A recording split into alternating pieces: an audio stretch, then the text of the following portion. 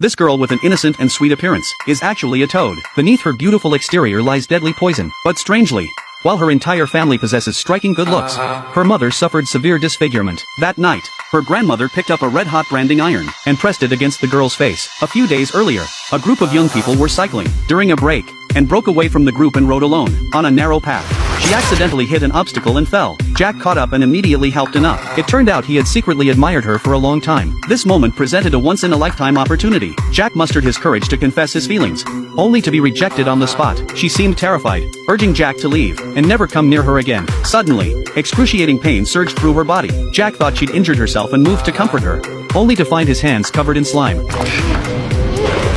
I told you!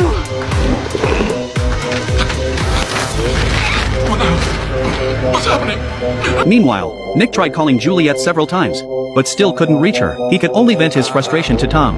Juliet's a hexen beast. Run that past me again. Tom was utterly shocked upon hearing this. Nick was on the verge of breaking down. As a Grimm, his greatest hatred was witches, yet fate seemed to be mocking him, turning the woman he loved into one. Only then did Tom understand why Nick had been so distracted. Nick then received a police call. Tom rushed to the scene immediately. They briefed him on the case. The victim was a cycling enthusiast. His bike and gear were still at the mountaintop, yet had fallen into the valley for unknown reasons. His face was now covered in pus-filled blisters, suggesting poisoning or an allergic reaction. The exact cause would require the coroner's report. The group then visited Jack's home, discovering he lived alone. His house was filled with portraits and photographs, all depicting the same girl. Jack seemed utterly obsessed with her. Meanwhile, Anne arrived at her mother's house, heartbroken, and confessed to accidentally injuring Jack. She had always kept a low profile, even bordering on reclusive, all to avoid men, yet tragedy still struck. Her mother, however, remained calm, stating, "None of this is your fault. It's punishment from the heavens for their clan. There's no escaping it," and still blamed herself. She didn't want to continue like this. Her mother ordered her to forget the incident and resume normal life the next day. The next day, the police cracked Jack's computer and found it filled with photos of Anne. She was the girl in those portraits. Nick discovered they were both members of the writers' team, and coincidentally, there was a race scheduled for that afternoon. They rushed straight to the meeting point. Upon learning of Jack's death,